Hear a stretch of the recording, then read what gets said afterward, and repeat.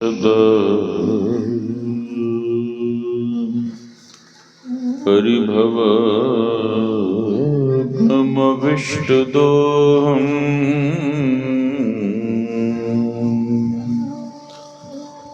तीर्थास्पदं शिववीरं चिन्नुतं शरण्यम् मृत्यार्तिहं व्रणतबालिभवाब्धिपोतं वन्दे महापुरुषते चरणारविन्दम्।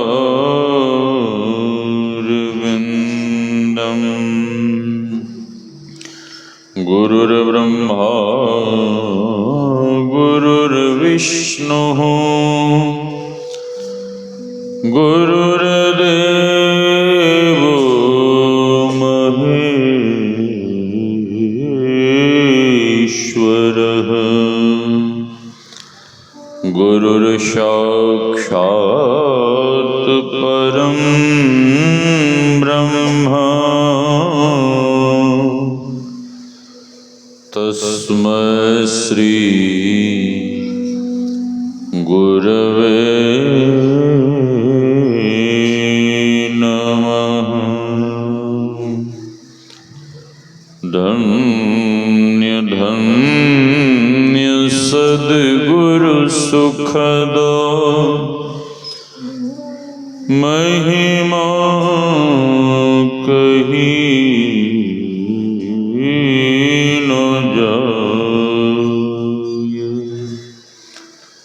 जो कछु कहूँ तुम्हारी कृपा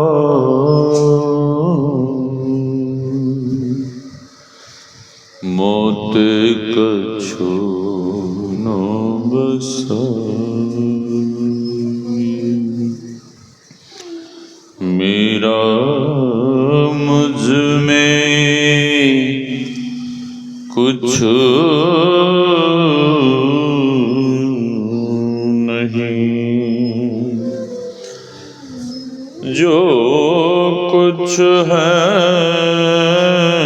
गुरु तो ये तेरा तुझको सौंपता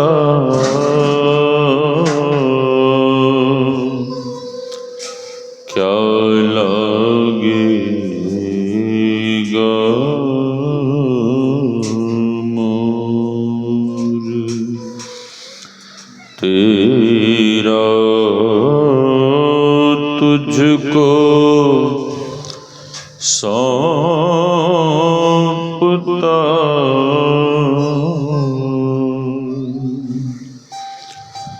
क्या लगेगा।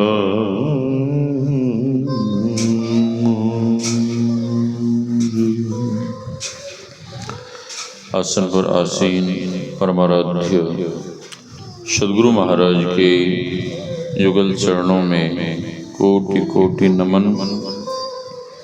इस पावन मंच पर विराज रहे पूज्य संत चरण, इस ज्ञान यज्ञ में पधारे हुए पूज्य गुरुजन, सत्संग प्रेमी महानुभावों, माताओं एवं भक्तिमती बहनों, आप सबों के भीतर विराज रहे परमात्मा स्वरूप आत्मा को हम वंदन करते हैं। सिया राम मैं सब जग जानी, करो प्रणाम जोरि जुग पानी। यही भाव लिए हम आप सत्संग ज्ञान रूपी गंगा में अवगाहन कर अपने तन मन और अंतःकरण को शुद्ध तथा पवित्र बनावे। अभी हम आप गुरु महाराज द्वारा रचित सर्वोत्तम सर्वोत्कृष्ट पावन ग्रंथ सत्संग योग भाग प्रथम से ईशावास्योपनिषद के उस पावन मंत्र को सुन रहे थे। ओम ईशावास्यमिद्गुं सर्वं यत् किंचित् जगत्याम जगत तेन त्यक्तेन भुञ्जीथा मा ग्रधः कस्य सिद्धनम। ये सारा जगत, ये सारी सृष्टि परमात्मा से ओतप्रोत है। कण कण में, जर्रे जर्रे में वे परमात्मा समाये हुए हैं। वायुर्यथैको भुवनम प्रविष्टो रूपम रूपम प्रति रूपो बहिश्च एकस्तथा सर्वभूतांतरात्मा रूपम रूपम प्रतिरूपो। सब जगह हरि व्यापक, सब जगह वे परमात्मा हैं। गुरु नानक देव जी महाराज की वाणी में हम आप सुन रहे थे। काहिरी वन खोजन जाई सर्व निवासी सदा अलेपा तो ही संग समाई।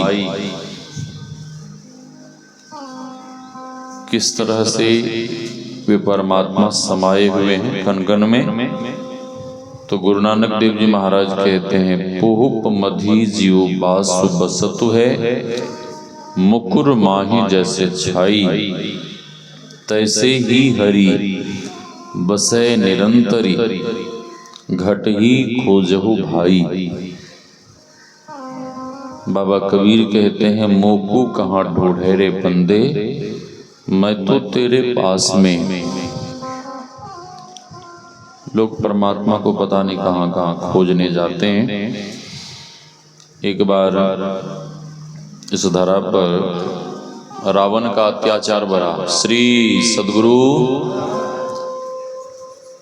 रावण का जब अत्याचार बढ़ा तो धरती माँ दुखी होकर देवताओं के पास गई और देवताओं से कहने लगी, देवताओं कुछ करो।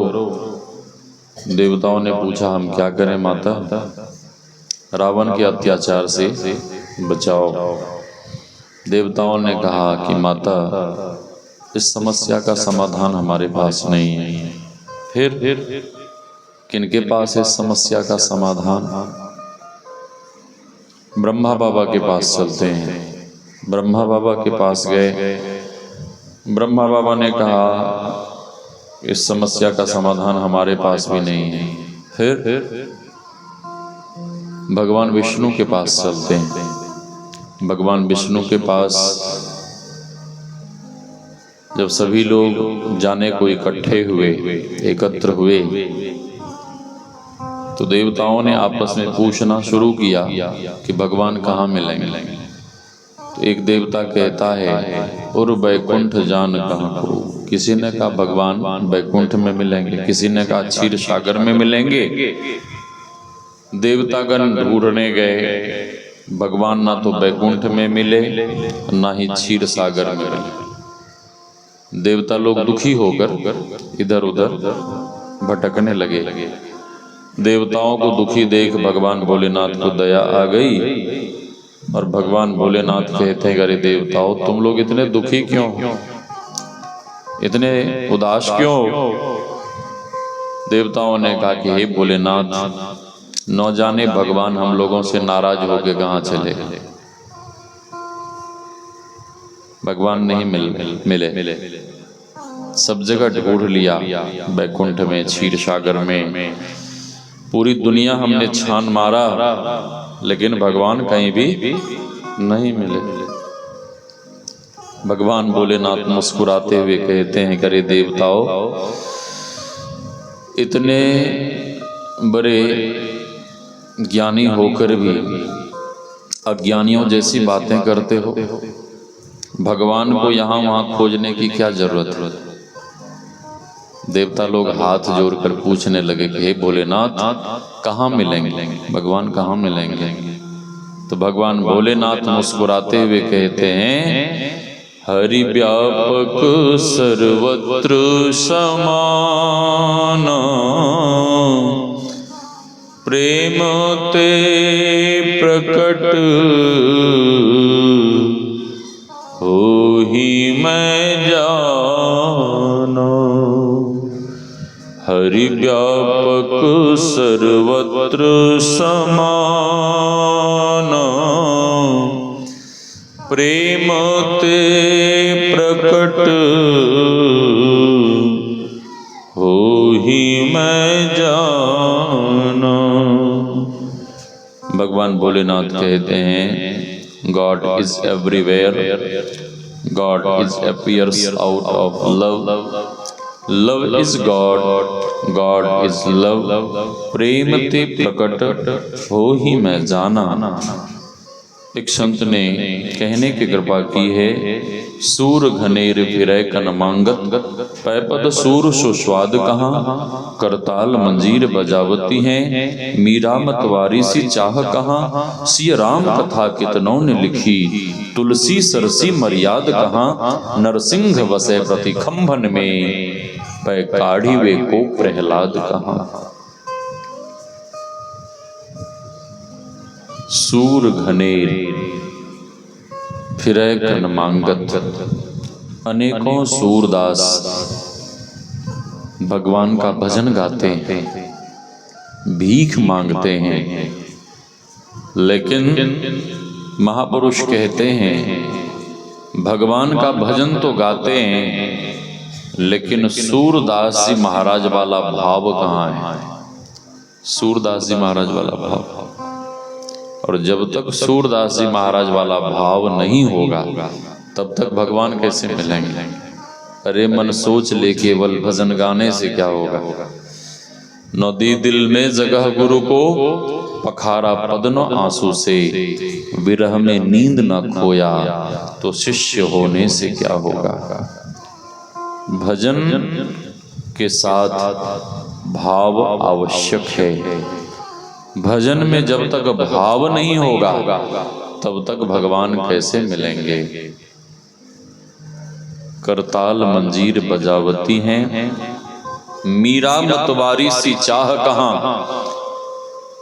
मंदिर में माताएं बहनें भजन कीर्तन करती हैं, और भजन कीर्तन करते हुए करताल मंजीरा बजाती हैं, ढोलकी बजाती हैं। हरियाणा पंजाब में जम्मू में करताल मंजीर बजावती हैं, लेकिन मीरा मतवारी सी चाह कहाँ। भजन गाती हैं, करताल मंजीरा बजाती हैं, लेकिन मीरा मतवारी जैसी प्रीत, मीरा मतवारी जैसा प्रेम, मीरा मतवारी जैसे श्रद्धा निष्ठा विरह और व्याकुलता कहाँ है। और जब तक मीरा मतवारी जैसा प्रेम विरह और व्याकुलता भीतर में नहीं होगी तब तक वे परमात्मा कैसे मिलेंगे।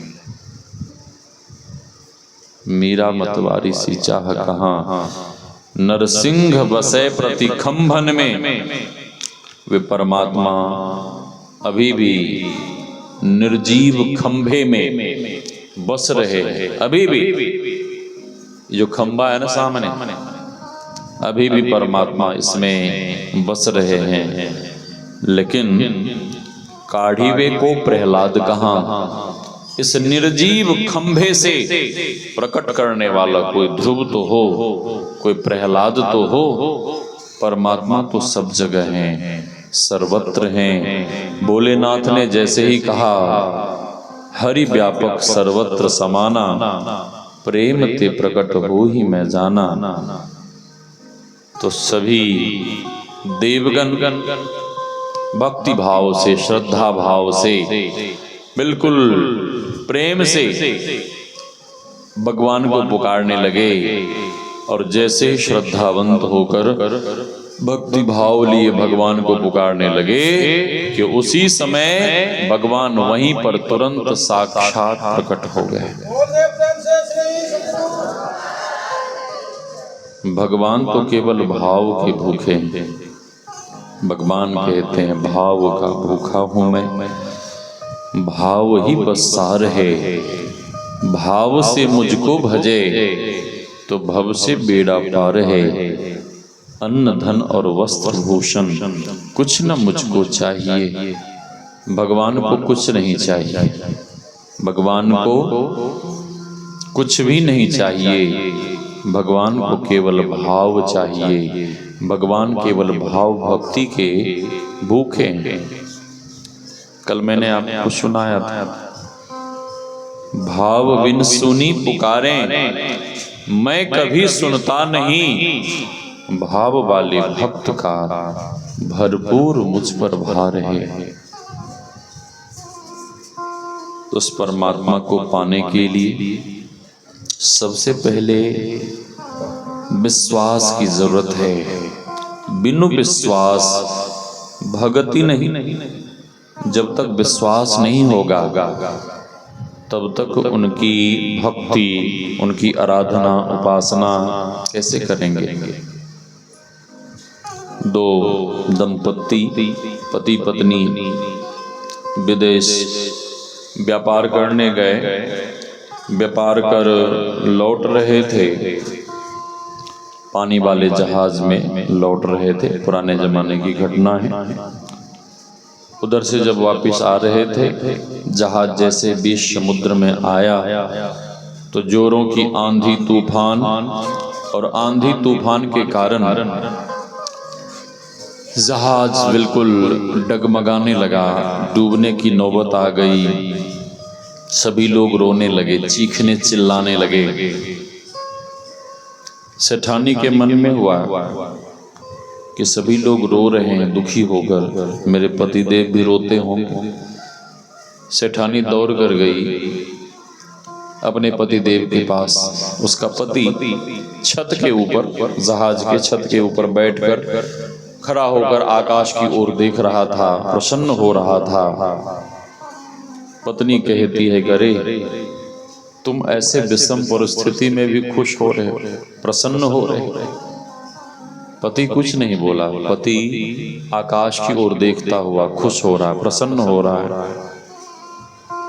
पत्नी पतिदेव के शरीर को बहुत जोर जोर से हिलाई, और जैसे ही जोर से हिलाई तो पति ने कमर से बंदूक निकाला, छोटा सा कारतूस, और पत्नी के खोपड़ी में सटा दिया और कहता है कि देख इसमें बारूद भरा हुआ है, बटन दबाने की देरी, जैसे ही बटन दबाऊंगा तेरी खोपड़ी उड़ जाएगी, तू मर जाएगी। पत्नी बड़े विश्वास के साथ कहती है कि तुम हमें कभी नहीं मार सकते। पति ने पूछा क्यों नहीं मार सकता, तो पत्नी कहती है कि तुम हमें इसलिए नहीं मार सकते हो कि तुम मेरे पति हो, तुम मेरे पति हो, इसलिए तुम हमें कभी नहीं मार सकते। पत्नी की बात सुन पति बहुत खुश हुआ। सेठ जी बड़े प्रसन्न हुए कि वाह वाह, तुम्हें इस जागतिक पति के ऊपर इतना विश्वास है कि हम तुम्हें कभी नहीं मार सकते, तो मुझे भी उस परम पति परमात्मा के ऊपर इतना विश्वास है कि वो कभी भी हमें इस समुद्र में डूबने नहीं देंगे। हाँ, डूबने नहीं देंगे। सेठ जी परमात्मा के परम भक्त थे। जैसे ही सेठ जी ने विश्वास के साथ ऐसा कहा, परमात्मा की ऐसी कृपा भई कि तुरंत उसी समय आंधी तूफान बिल्कुल शांत हो गया, और सब के सब अपने अपने जहाज किनारे लगा और सब के सब अपने घर को गए। विश्वास, बिनु विश्वास भगति नहीं। लेकिन जो नास्तिक लोग होते हैं, नास्तिक उन्हें विश्वास नहीं होता और वो भगवान को मानते नहीं। अब भगवान के बारे में कुछ से कुछ उल्टी सीधी बातें भी करते हैं। हाँ, कई पढ़े लिखे लोगों को भी हमने देखा है भगवान के बारे में उल्टी सीधी बातें करते हैं। एक नास्तिक आदमी कहता है कि मित्र, अपने मित्र से कहता है कि मित्र देखो ना, ये सृष्टि बनाने में परमात्मा ने कितनी गलती की है। हाँ, उस नास्तिक आदमी के मित्र ने कहा कि वाह वाह, बड़ा तुम्हारा ऊंचा ख्याल है। हाँ, परमात्मा ने गलती की है। नास्तिक मित्र ने अपने मित्र से कहा कि चलो आज रिसर्च करते हैं, खोज करते हैं कि परमात्मा ने सृष्टि बनाने में कहाँ कहाँ गलती की है। ठीक है, चलो रजिस्टर ले लो, पेन ले लो, ले लिया। शहर का रहने वाला गांव की ओर बढ़ा। जैसे गांव में पहुंचा तो गांव के प्रारंभ में ही सबसे पहले वो फूस का छप्पर मिला, छप्पर वाला घर, और उस छप्पर वाले घर के ऊपर कद्दू का बेल, और उस कद्दू के बेल में इतने बड़े बड़े कद्दू फले हुए। वो नास्तिक मित्र कहता है कि देख मित्र, परमात्मा की ये पहली गलती, इसे नोट करो। हाँ, उसके मित्र ने कहा वाह वाह, क्या आपने खोज की। हाँ, नास्तिक मित्र ने कहा कि देखो, ये पतले पतले कद्दू के बेल, और इस पतले पतले बेल में परमात्मा ने इतने बड़े बड़े कद्दू लगा दिए। पतले पतले बेल हैं तो फल भी छोटे छोटे होने चाहिए ना। हाँ, इतने बड़े बड़े कद्दू लगा दिए, ये पहली गलती है, लिखो। उसके मित्र ने कहा कि वाह वाह, क्या आपने खोज की है। हाँ, वाह वाह, हाँ, लिख लिया, परमात्मा की पहली गलती। घूमता रहा, थक गया। गांव के बाहर एक बगीचा था, धूप थी। श्रम मिटाने के लिए, थकान दूर करने के लिए बगीचे में जाके बैठ गया। थका हुआ था, लेट भी गया। उसकी दृष्टि गई ऊपर, आम के पेड़ के ऊपर, और वो नास्तिक आदमी कहता है कि मित्र देखो, ये परमात्मा की दूसरी गलती। इतने मोटे मोटे पेड़ और इतने छोटे छोटे आम, फल। अरे वो जो कद्दू के बेल में फल लगा था बड़ा बड़ा, वो तो यहाँ लगना चाहिए ना, आम के पेड़ में, क्योंकि मोटा मोटा आम का पेड़। लिखो, ये परमात्मा की दूसरी गलती। मित्र ने कहा कि वाह वाह, क्या आपने खोज की। वाह वाह, बहुत बढ़िया रिसर्च किया। हाँ, बहुत अच्छे साइंटिस्ट हो, वैज्ञानिक। परमात्मा की दूसरी गलती। श्री सद्गुरु महाराज की जी। ये परमात्मा की दूसरी गलती, ठीक है, लिखा दूसरी गलती। इतने में हवा का झोंका आया, जोरों की हवा चली। वो आम के पेड़ में ऊपर बहुत दूर कच्चे कच्चे आम लटक रहे थे। कच्चा आम तो पत्थर के जैसा मजबूत होता है। पेड़ के नीचे लेटा हुआ है, वो कच्चा कच्चा आम पत्थर जैसा मजबूत ऊपर से टूट कर सीधे उस नास्तिक आदमी के नाक पे गिरा। नाक पे गिरा, जैसे ही गिरा वो पत्थर जैसा शरीर का सबसे कोमल अंग नाक, जैसे ही नाक पे गिरा तो उसी समय वो बेहोश हो। हाँ, बेहोश हो। उसके मित्र ने कहना शुरू किया कि मित्र, जल लावें कि पंखा लावें, क्या करें, कुछ खाने को लावें। तब तक में उसे होश आया नास्तिक आदमी को। नास्तिक आदमी ने कहा कि वो सब पहले बाद में, वो सब बाद में करना, पहले परमात्मा की जो तुमने दो दो गलती लिखा है उसको पहले काटो, उसको पहले काटो। हाँ, तो उसके मित्र ने पूछा क्यों। नास्तिक आदमी ने कहा कि परमात्मा जो करते हैं ठीक करते हैं।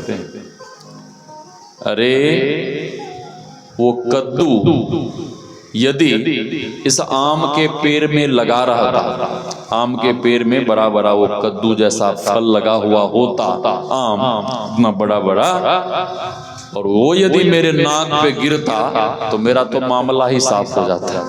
हाँ, मेरा तो राम नाम सत्य हो जाता।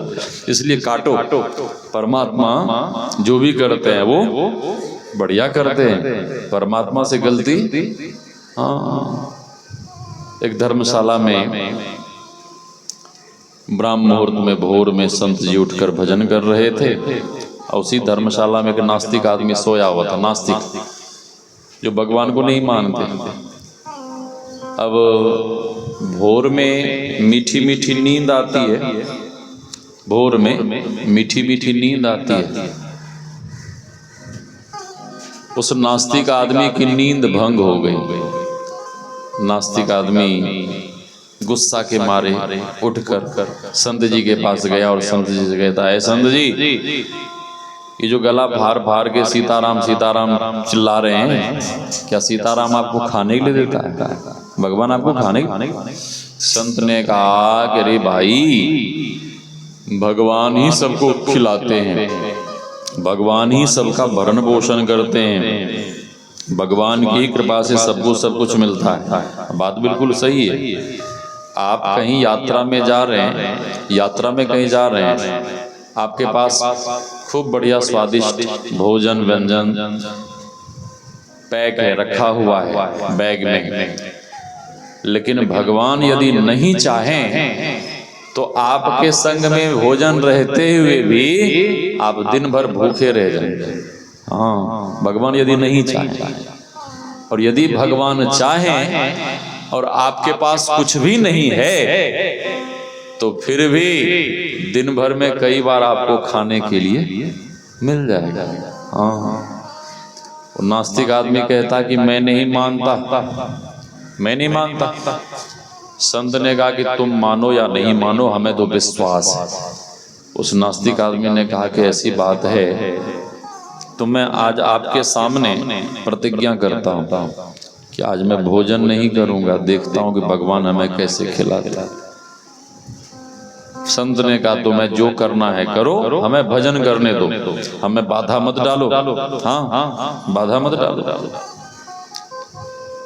वह नास्तिक आदमी कहता है कि आज मैं भोजन नहीं करूंगा, आपके सामने कसम खाता हूं, प्रतिज्ञा करता हूं, यदि भगवान हमें खिला देंगे तो आज से मैं आपका चेला बन जाऊंगा। संत ने कहा तो मैं जो करना है कर, हमें भजन करने दे। वो नास्तिक आदमी वहां से चला गया। शहर से बहुत दूर बीराबान जंगल में एक पेड़ के नीचे बैठा। फिर मन में सोचने लगा कि पेड़ के नीचे बैठा रहूंगा तो कोई ना कोई आएगा तो खाने के लिए कहेगा। खाने के डर से वो आदमी पेड़ के ऊपर छिप के बैठ गया, जाके पेड़ के ऊपर। हाँ, ऊपर तो जल्दी कोई देखता नहीं। भगवान की कृपा तो देखिए, थोड़ी ही देर के बाद कुछ बंजारे लोग आए, आदिवासी। हाँ, उन लोगों ने कहा करे बहुत भूख लगी है, पहले हम लोग भोजन बना के खा लेते हैं फिर आगे चलेंगे। हाँ, सभी लोगों ने कहा ठीक है, बढ़िया, ये वृक्ष का छांव है। जहाँ नास्तिक आदमी पेड़ के ऊपर बैठा था, उसी पेड़ के नीचे वे बंजारे लोग खूब बढ़िया स्वादिष्ट लिट्टी चोखा चटनी बनाना शुरू किया। अब वो नास्तिक आदमी मन में सोचने लगा कि इस बीराबान जंगल में तो कुछ भी नहीं था, इतनी सारी व्यवस्था कैसे हो गई, इतना स्वादिष्ट भोजन कैसे बन रहा। लगता है कि भगवान हमें देख रहे हैं। मैंने भगवान को चैलेंज किया था कि देखता हूँ भगवान हमें कैसे खिलाते हैं। जैसे ही भोजन बनकर तैयार हुआ, देसी गाय का घी गर्म किया और उसकी जब खुशबू उस नास्तिक आदमी को लगी तो उस नास्तिक आदमी के जीभ में पानी आने लगा। कितना स्वादिष्ट भोजन। फिर कहता कोई बात नहीं, मैंने आज संत के सामने प्रतिज्ञा की है कि मैं आज भोजन नहीं करूंगा, कितना भी स्वादिष्ट भोजन बने हम खाएंगे नहीं। थोड़ी ही देर के बाद हल्ला गुल्ला शुरू हुआ, दौड़ो पकड़ो मारो। अब बंजारे लोगों ने कहा भागो भागो डाकू आ रहा, भागो भागो भागो। भोजन बना हुआ छोड़ सभी लोग प्राण बचा के वहां से भागे। अब वो नास्तिक आदमी देखता है कि भोजन तो बनाया लेकिन ये लोग खाया नहीं, छोड़ के भाग गया। फिर कहता कोई बात नहीं, कुछ भी हो उस भोजन को हम हाथ नहीं लगाएंगे। हाँ, डाकू लोग जब वहां पहुंचे तो डाकू लोगों ने कहा करे भाई कितना स्वादिष्ट भोजन बना है, पहले हम लोग भोजन खा लेते हैं फिर आगे जाएंगे। डाकुओं के सरदार ने कहा कितना मूर्ख मत बनो, भोजन तो हम ही लोगों के लिए बना है, लेकिन बनाने वालों ने इस भोजन में जहर जरूर मिला दिया होगा कि डाकू लोग खाएंगे और मर जाएंगे। डाकू लोगों ने कहा सरदार जी ऐसी बात है तो वो ये बनाने वाला यहीं कहीं छुपा होगा, ढूंढो। अब ढूंढे तो मिले नहीं। हाँ, वे लोग तो भाग गए थे। अब वो नास्तिक आदमी ऊपर बैठा बैठा देख रहा है ये लोग किसी को खोज रहे हैं। हाँ, भोजन बनाने वाले वो लोग तो भाग गए और मैं कहीं यदि पकड़ा गया ये लोग बिना मतलब के हमें पिटाई करेंगे, मारेंगे। डर के मारे कांपने लगा, पैर का डाल हिला। डाकुओं की दृष्टि ऊपर गई, वो रहा ऊपर बैठा भोजन बनाने वाला, जहर मिलाने वाले। एक डाकू ने कहा गोली मारे। वो नास्तिक आदमी कहने लगा कि बाबू साहब, भाई साहब, दास बनाओ, नौकर बनाओ, गुलाम बनाओ, चाहे जो बनाओ, लेकिन मारो मत। तो डाकू लोगों ने नीचे उतरो, नीचे उतरो। डरता हुआ नीचे उतरा। डाकुओं के सरदार ने कहा कि ये जहर मिला हुआ भोजन पहले इसी को ठूस ठूस के खिलाओ। भगवान की कृपा देखिए, हाँ, इसको ठूस ठूस के खिलाओ। अब वो कहे कि हम नहीं खाएंगे तो डाकू लोगों को और संशय हो गया है कि लगता सचमुच में इसमें भोजन में इसने जहर मिला दिया, इसीलिए खाना नहीं चाहता। हाँ, सरदार ने कहा कि इसका हाथ पैर बांधो और ये जहर मिला हुआ भोजन इसको जबरदस्ती ठूस ठूस के खिलाओ।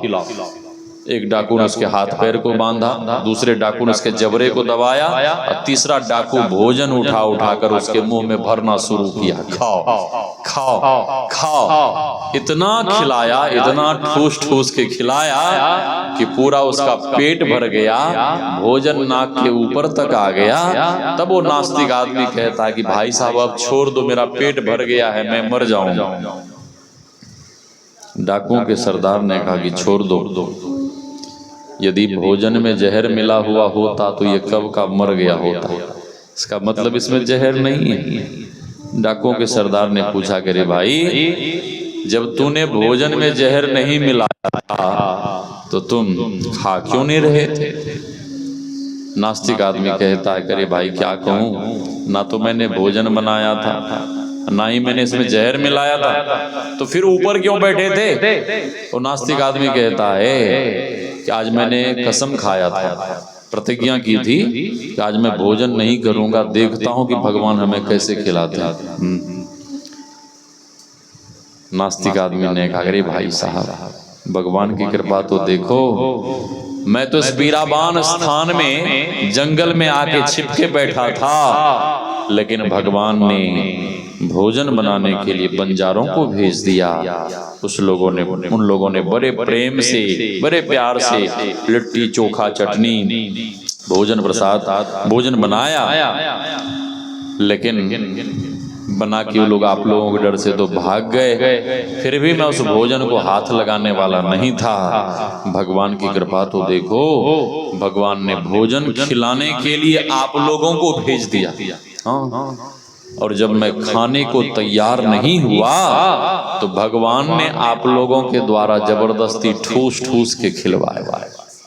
आज मुझे पूरा विश्वास हो गया कि भगवान ही सबको खिलाते हैं, भगवान ही सबका भरण पोषण करते हैं। भगवान श्री कृष्ण श्रीमद् भगवद गीता में कहने की कृपा की है, अनन्या चिंतयन्तो माम ये जनाः पर्युपासते तेषां नित्याभियुक्तानां योगक्षेम वहाम्यहम्। वो नास्तिक आदमी भले भगवान को नहीं मानता था, लेकिन भगवान को चैलेंज किया था। ठीक है, हाँ, वो सतत भगवान से यही कहता था कि देखता हूं कि आज भगवान हमें कैसे खिलाते हैं, देखता हूं कि हमें भगवान कैसे खिलाते, देखता हूं कि भगवान हमें कैसे खिलाते। सतत यही भगवान से कहता था। ठीक है, मतलब चैलेंज तो कर रहा था, लेकिन सदैव भगवान को याद कर रहा था, भगवान का चिंतन कर रहा था। ठीक है, इसीलिए भगवान कहते हैं अन्या चिंतयन्तो माम ये जनाः पर्युपासते।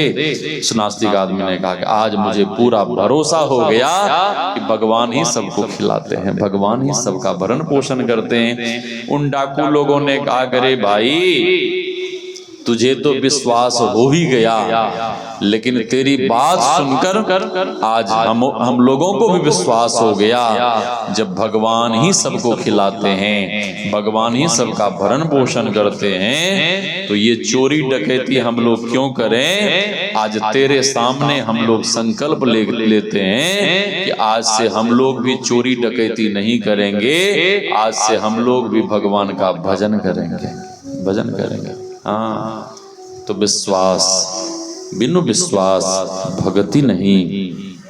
हम आप सुन रहे थे कि परमात्मा सब जगह हैं, लेकिन मिलेंगे कैसे। गुरुदेव की वाणी को सुन रहे थे, निज तन में खोज सज्जन, निज तन में खोज सज्जन, बाहर न खोजना, अपने ही घट में हरि हैं, अपने में खोजना। खोज कैसे करेंगे, उनकी खोज कैसे करेंगे, उन्हें खोजने की विधि सदगुरु बताते हैं। महर्षि साई स्वामी जी महाराज की वाणी में है, मुक्ति का मार्ग भक्ति है, जो युक्ति बिना नहीं होती, युक्ति से भक्ति यदि न किया, सतपथ का ज्ञान कहाँ होगा। आजकल लोग मन ग्रंथ भक्ति करते हैं, मन ग्रंथ भक्ति। लोग कहते हैं जो मन है सो खाओ, जो मन है सो पियो, एक बार भगवान का नाम ले लो बेड़ा पार हो जाएगा। हाँ? रावण का नहीं हुआ, हिरण्यकशिपु हिरण्याक्ष का नहीं हुआ। रावण अपना शीश काट कर भगवान भोलेनाथ के चरण में चढ़ाता था, उसका नहीं हुआ। तो ये कलयुगी मानव का कैसे कल्याण हो जाएगा। इसलिए गुरुदेव कहते हैं युक्ति युक्त ईश्वर भक्ति करो। युक्ति क्या है, सबसे पहले गुरु प्रदत्त मंत्र, जो भी गुरुदेव ने मंत्र जप के लिए मंत्र बताया है, उस मंत्र का बिल्कुल अनन्य भाव से, श्रद्धावंत होकर, भक्ति भाव से जप करना चाहिए। जप जप जप जप जिस समय लोग जप करते हैं, साधकगण जप करते हैं, तो ये मन और कहीं गप मारने के लिए चला जाता है। इस तरह से जप नहीं होगा। श्रुति भगवती कहती है, मनो मध्ये स्थितम मंत्र, मंत्र मध्ये स्थितम मनः। जप रहे और आप रहें, बीच में और किसी भी प्रकार का चिंतन गुनावन नहीं होना चाहिए। जब के समय मन इधर उधर भागे तो गुरुदेव कहते हैं, जहाँ जहाँ मन भग जाए तहाँ तहाँ ताही से तत्क्षण फेरी फेरी ले आए, लगाई के ध्येय में अपन ध्यान में लगाना चाहिए। जब अपने मन को समेट कर जप में लगाएंगे और जब आप ठीक ठीक जप करेंगे, तभी आपसे मानस ध्यान भी होगा। मानस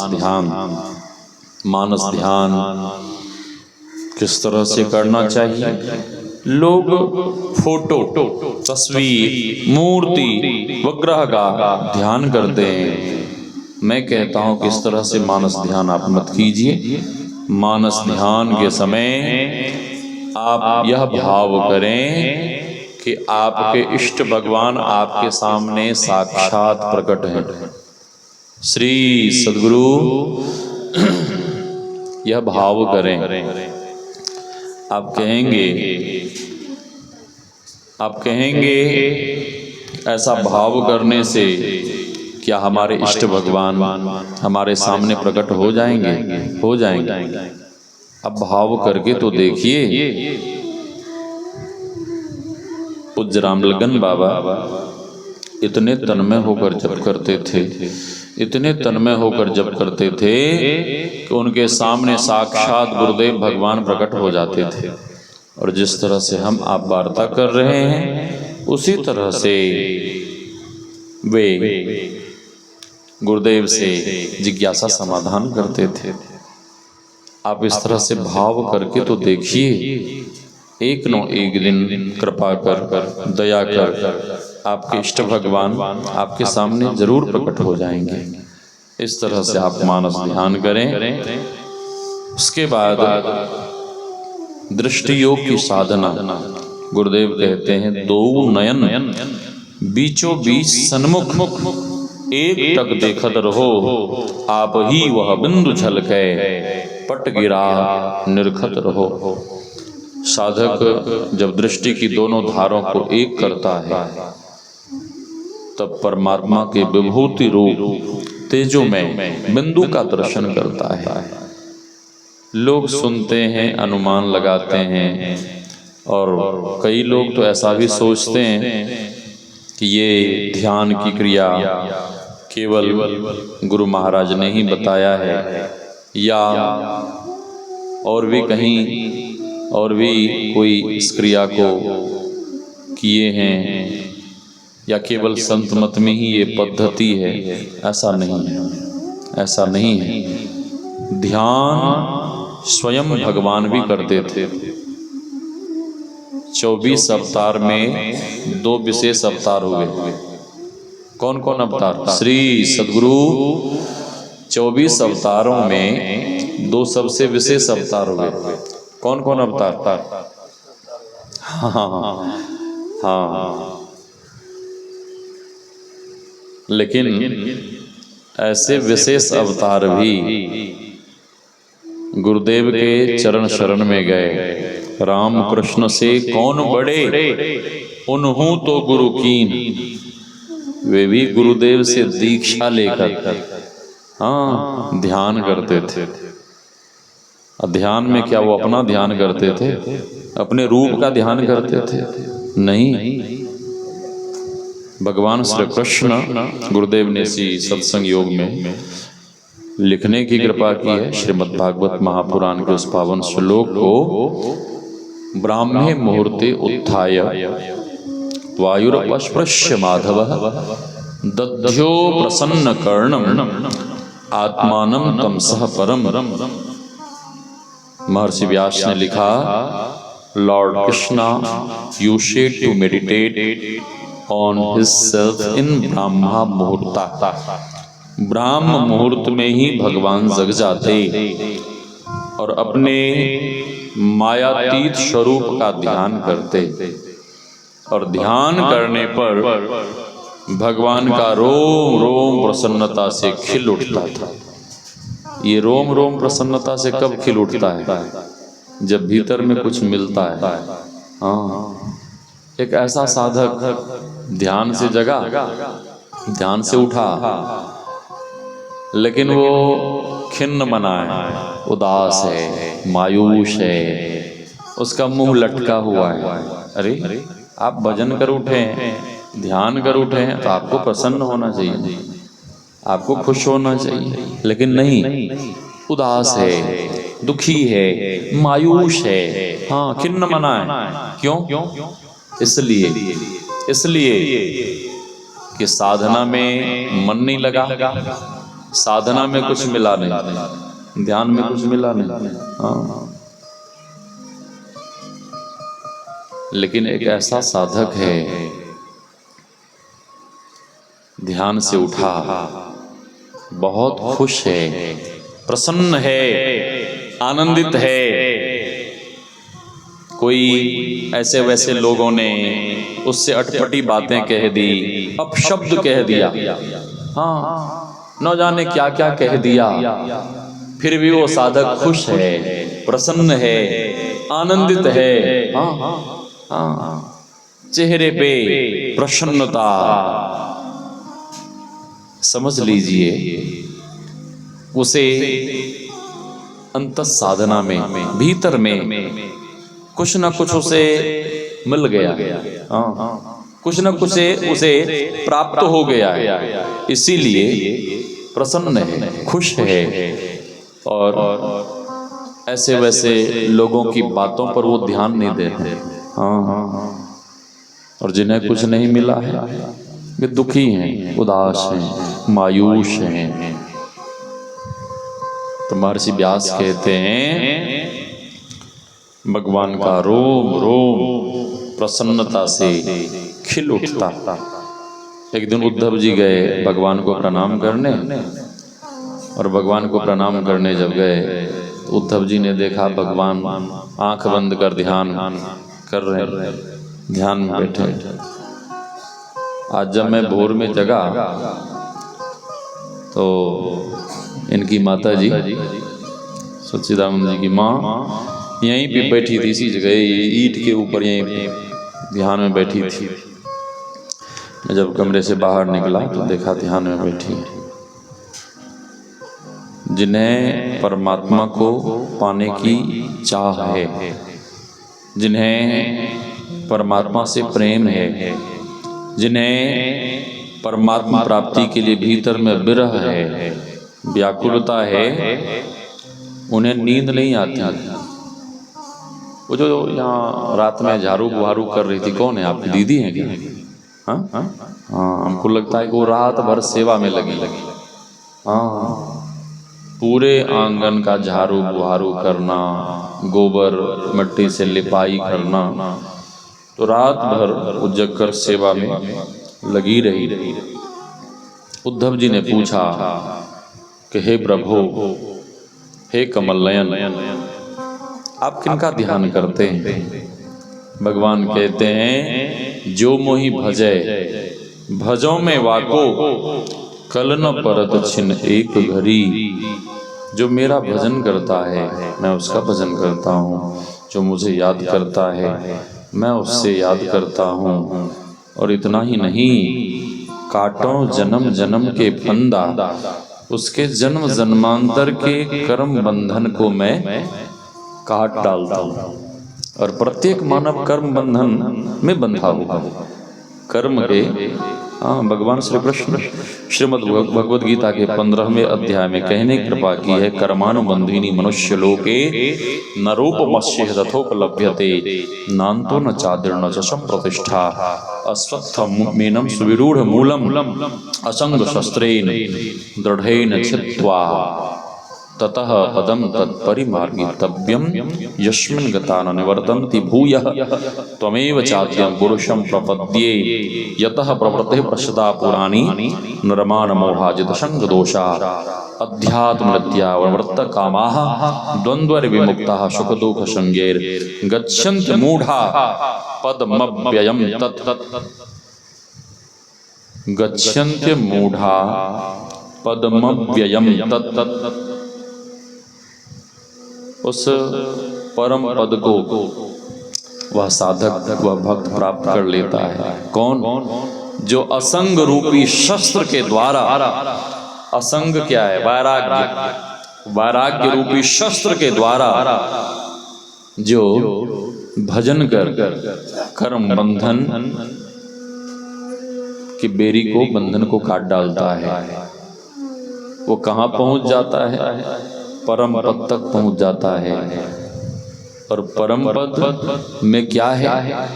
भगवान आगे कहते हैं नौ तद भाष्यते सूर्यो न शशांको न पावकः यद गत्वा न निवर्तन्ते तद्धाम परमं मम।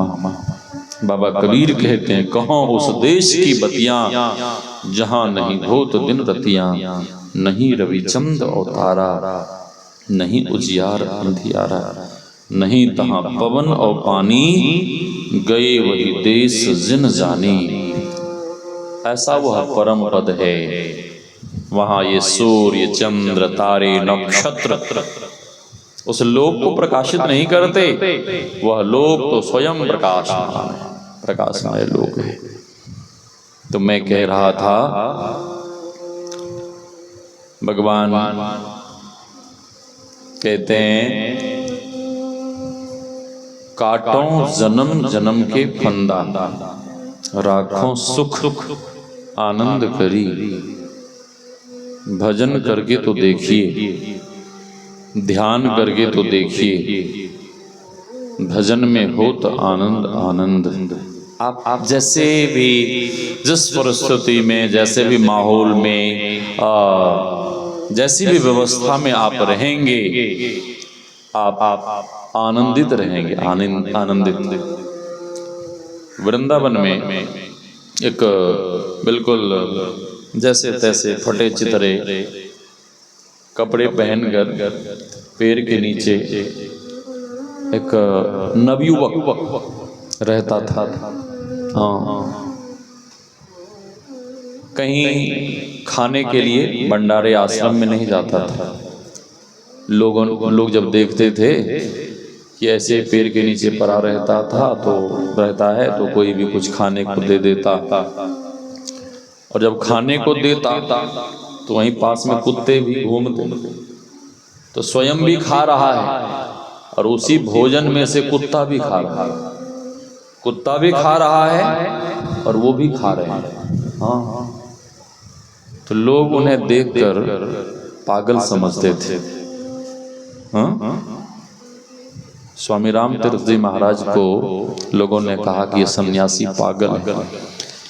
स्वामी राम तीर्थ जी महाराज प्रसन्न हो कहने लगे कि तुमने सचमुच कहा, मैं पागल हूँ, मैं भी पागल हूँ और तुम लोग भी पागल हो। फर्क इतना ही है कि तुम लोग संसार के लिए पागल हो और मैं परमात्मा के लिए पागल हूँ। हाँ, परमात्मा के लिए पागल। तो लोग उन्हें पागल समझते थे, ठीक है। हाँ, पागल। तो एक संत राजेंद्र दास जी महाराज हैं, वो जब सत्संग सुनाते तो भी सत्संग सुनने के लिए आता, और सत्संग में ऐसा कुछ करुण प्रसंग सुनकर वो नवयुवक बहुत रोता। तो राजेंद्र दास जी महाराज को लगा कि ये पागल नहीं हो सकता। पूरी कथा, पूरा प्रसंग, पूरा सत्संग ये सुनता है, और सत्संग जब समाप्त हो जाता है तब यहाँ से निकलता है। इसका मतलब ये पागल नहीं है। हाँ, एक दिन एकांत पाकर अकेले राजेंद्र दास जी महाराज वहाँ गए, उस नवयुवक के पास जहाँ पेड़ के नीचे रहता था गए, तो कुछ लेकर गए, देने लगे, उसने नहीं लिया। बोला महाराज जी इन सब चीजों की हमें कोई जरूरत नहीं है। अरे तुम्हारे कपड़े फटे हुए हैं, ले लो, कुछ रुपया पैसा जो इच्छा होगी खरीद के खाना। नहीं लिया। तब राजेंद्र दास जी महाराज उससे पूछते हैं कि क्या तुमने पढ़ाई लिखाई भी की है? कहाँ के रहने वाले? तो मैं आगरा का रहने वाला हूँ। क्या तुमने पढ़ाई लिखाई भी की है?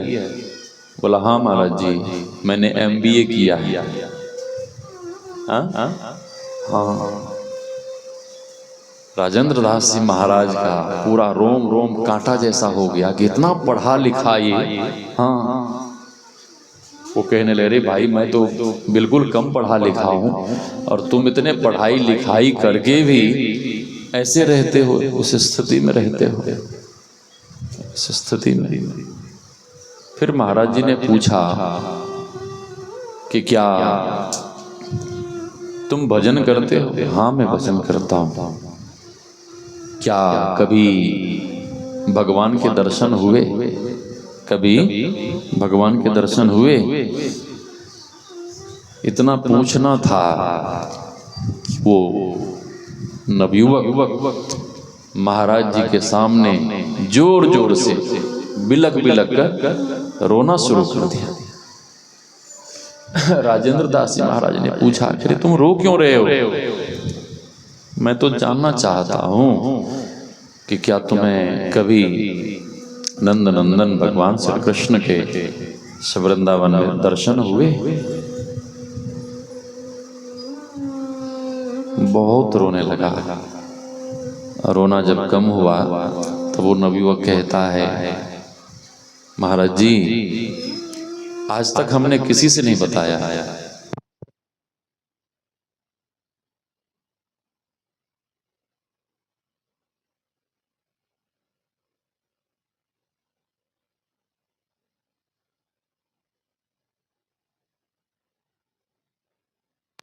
से हो। श्री सद्गुरु महाराज, श्री सद्गुरु महाराज की जय। आप महापुरुष हो, आप मेरे गुरु हो, इसलिए आपसे एक ही निवेदन है, यह बात किसी से कहना मत, कि बात किसी से बताना मत। राजेंद्र महाराज ने कहा कि हम तुम्हें वचन देते हैं कि हम किसी से नहीं कहेंगे। बताओ क्या तुम्हें भगवान के दर्शन हुए? तो नवयुवक रोता हुआ कहने लगा, हाँ महाराज जी, भगवान के हमें नित्य दर्शन होते हैं, भगवान के हमें नित्य दर्शन होते हैं। और उस नवयुवक ने कहा कि महाराज जी जैसे मैं आपको देख रहा हूँ, जैसे मैं आपका दर्शन कर रहा हूँ, वैसे हमें भगवान के रोज दर्शन होते हैं। राजेंद्र दास जी महाराज हाथ जोड़ लिए और कहने लगे, अरे भाई जब तुम्हें भगवान के दर्शन हो ही गए तो तुम इस तरह से क्यों रहते हो, इस तरह से क्यों रहते हो? उस नवयुवक ने कहा कि महाराज जी मैं इस तरह से इसलिए रहता हूं कि दुनिया वालों को ये पता नहीं लगे कि ये कोई भगवत प्राप्त पुरुष, कोई भगवत प्राप्त भक्त है। और जैसे दुनिया वालों को पता लगेगा तो मेरे पास लोग मेला लगाना शुरू कर देगा, फिर मैं भजन नहीं कर पाऊंगा। हाँ, इसीलिए मैंने पागल का वेश बना के रखा है, लोग हमें पागल समझते हैं।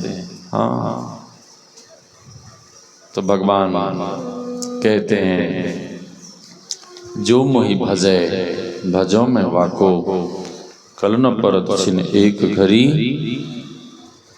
काटो जन्म जन्म के फंदा, राखों सुख आनंद घरी। उद्धव जी ने पूछा कि हे प्रभु ध्यान कैसे करना चाहिए? तो भगवान ने कहा, ध्यान तो बहुत ऊंची बात है, साधक को पहले बैठने के लिए सीखना चाहिए। उद्धव जी ने पूछा कैसे बैठना चाहिए? भगवान कहते हैं, शुचौ देशे प्रतिष्ठाप्य स्थिरमासनमात्मनः, नातु श्रुतम नाति नीचम चैलाजिन कुशोत्तरम। साधक को पवित्र स्थान में पवित्र आसन पर बैठकर ध्यान करना चाहिए। भगवान आगे कहते हैं, सम आसन आसीनः समकायो यथा सुखम, हस्तो उदशंग आधाय स्वनासाग्र प्रतीक्षण। भगवान कहते हैं साधक को पद्मासन या सुखासन में बैठना चाहिए। अपने दोनों हाथों को तर ऊपर गोद में रखकर, धर गर्दन समम काय शिरो ग्रीवम, धार्यन अचलम स्थिरम। धर गर्दन मस्तक बिल्कुल एक सीध में होना चाहिए, एक सीध में, और बिल्कुल स्थिर होकर बैठे। हील डोल तजी सुरत थिर गरी, गुरुदेव की वाणी में प्रणव तार उगाइए। शरीर बिल्कुल स्थिर होना चाहिए, शरीर में हिलना डुलना नहीं होना चाहिए। गुरुदेव कहते हैं जब शरीर बिल्कुल स्थिर होगा तभी ध्यान में कुछ प्राप्त होगा। भगवान कहते हैं, समम काय शिरोग्रीवम, धार्यन अचलम स्थिरम, संप्रेक्ष नासिकाग्रम स्वम, दिशस्यानवलोकयन। दिशाओं को नहीं देखते हुए साधक नासिका के अग्रभाग में ध्यान जमावे। गुरुदेव कहते हैं दो नयन बीचों बीच सन्मुख एक टक देखत रहो, आप ही वह बिंदु झलके पट गिरा निरखत रहो। जैसे ही तेजोमय बिंदु का दर्शन हो तो उसी तेजोमय बिंदु को गुरुदेव कहते हैं एक टक से निहारते रहो, देखते रहो। क्या होगा? उसी बिंदु में सूरत का प्रवेश होगा और भीतर में कई रंगों के प्रकाश का दर्शन, आगे पूर्ण प्रकाश की प्राप्ति। साधक को वही शब्द सुनाई पड़ने लगता है। तो जिन्हें साधना की विधि मिल गई है वे खूब मन लगाकर साधना भजन करें, और जिन्हें साधना की विधि नहीं मिली है वे युक्ति सीख कर साधना करें। अधिक नहीं करते हुए वाणी को विराम। यह सत्संग ज्ञान यज्ञ का आयोजन परमात्मा के प्रिय भक्त, यह हमारे सच्चिदानंद बाबू मास्टर साहब अपने शुभ विवाह के वर्षगांठ के सुअवसर पर यह सत्संग ज्ञान यज्ञ का आयोजन इन्होंने करवाया। इनके लिए और इनकी धर्म पत्नी के लिए मैं गुरु महाराज से प्रार्थना करता हूँ इन दोनों का दाम्पत्य जीवन सुखमय आनंदमय बीते। ये दोनों पति पत्नी भक्ति